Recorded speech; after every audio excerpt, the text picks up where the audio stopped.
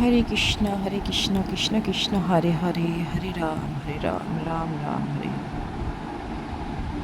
Good morning বন্ধুরা, আপনারা সবাই কেমন আছেন? আশা করি আপনারা সবাই ভালো আছেন, আমিও ভালো আছি।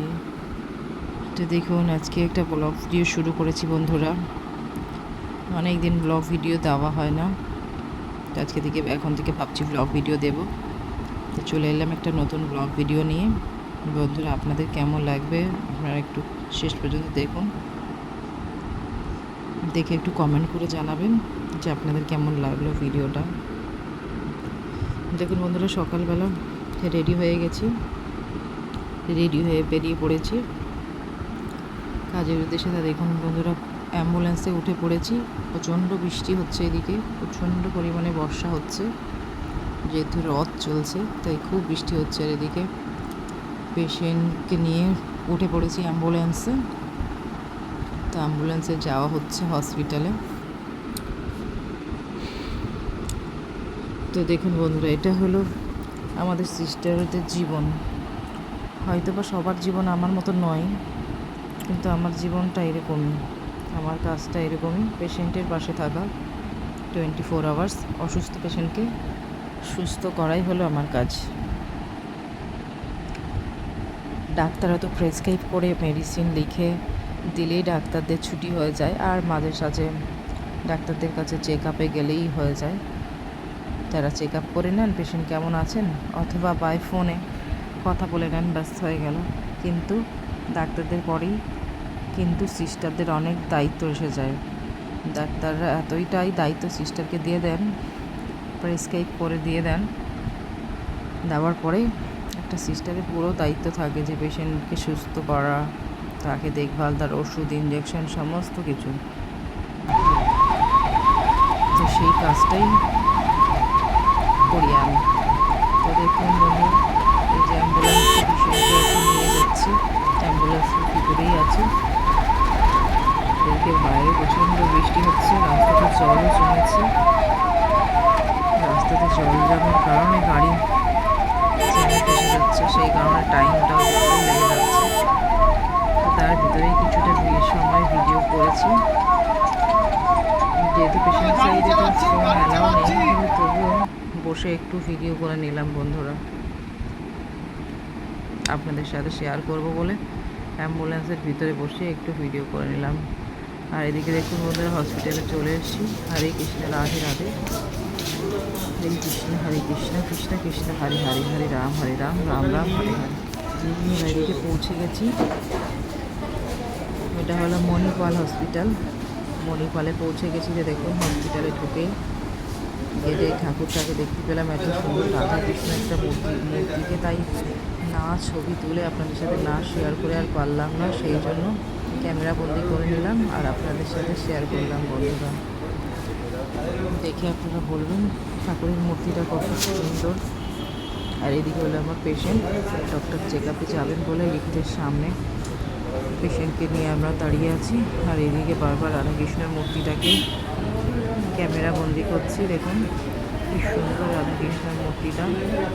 এই ভগবানের উপরই আমাদের ভরসা, আমাদের সমস্ত কিছুই হলো এই ভগবান। তিনি আমাদেরকে যেভাবেই চালাবেন, আমাদেরকে সেইভাবেই চলতে হবে। তো সেই জন্য আমরা ভগবানকে ছাড়া এক পাও চলতে পারবো না, তাই না বন্ধুরা? আপনারা একটু বলবেন যে ভগবানকে কেউ যদি বিশ্বাস না করেন, অনেকেই হয়তো ভগবানকে বিশ্বাস করে না বা ভগবানের নাম শুনতে পারেন, এরকমও আছে আমার চোখে দেখা।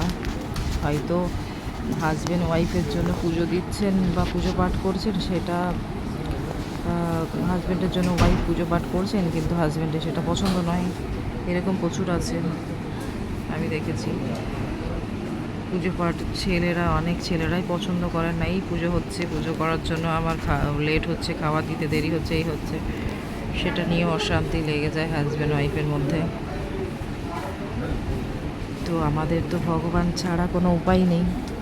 তিনি মাথার উপরে না থাকলে আমরা কোনোভাবেই আগাতে পিছাতে কিছুই পারবো না। তিনি আমাদের যেভাবেই চালাতে, সেভাবেই আমাদের চলতে হবে। তো দেখুন বন্ধুরা, এখন আমার আমাদের ডক্টর চেক আপ হয়ে গেছে।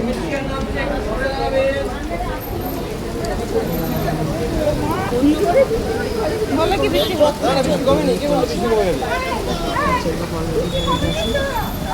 নামাবে না রে প্রচুর বৃষ্টি হচ্ছে, বেরোনো যাচ্ছে না। এদিকে অনেক দেখুন আশা আছে ওরা হেল্প করবে রে বাবা, দাঁড়া না গাড়ি আছে, বেরোতে পারছি না। না না না এখন দাঁড়াচ্ছি চেয়ার নিয়ে গিয়ে তলার থেকে মনে হয় দাঁড়িয়ে আছে, বসে আছে। এরকম করে সাইড করেন পেশেন্ট বা পেশেন্ট পার্টি একটু এদিকটা চলে আসুন, ঘোরাবো একটু। এটা হলো আমাদের পেশেন্ট। অ্যাম্বুলেন্স অ্যাম্বুলেন্সে উঠাবো, আমাদেরকে হেল্প করছিলেন দাদা ভাইরা। বৃষ্টির মধ্যে ওনারা ছাতা ধরে ধরে আমাদের পেশেন্টকে অ্যাম্বুলেন্সে তুলে দিচ্ছে। উঠে হাতে বৃষ্টি হচ্ছে, যে বৃষ্টির মধ্যে কি মুশকিল, না আমরা কি করে যাবো?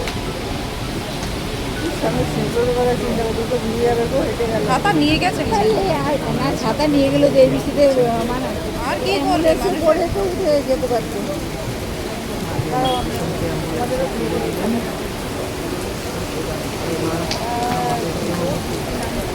ওনারা ছাতা ধরে ধরে ধরে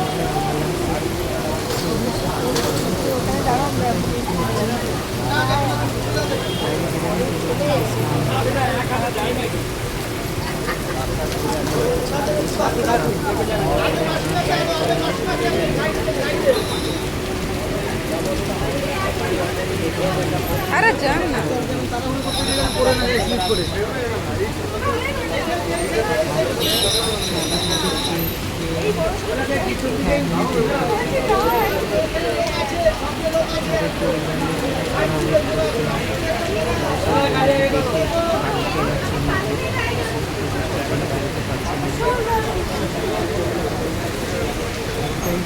বৃষ্টিতেও যাদের হরিজন হসপিটালে পেশেন্ট আছেন তাদেরকে বেরোতেই হবে, অথবা যাদের বাড়ির লোক অসুস্থ আছে তাদেরকে চেক আপ করতে যাওয়া সবটাই করতে হবে। সবটাই টাইমের মধ্যে সময়ের মধ্যে বাধা দেখতে করা যাবে।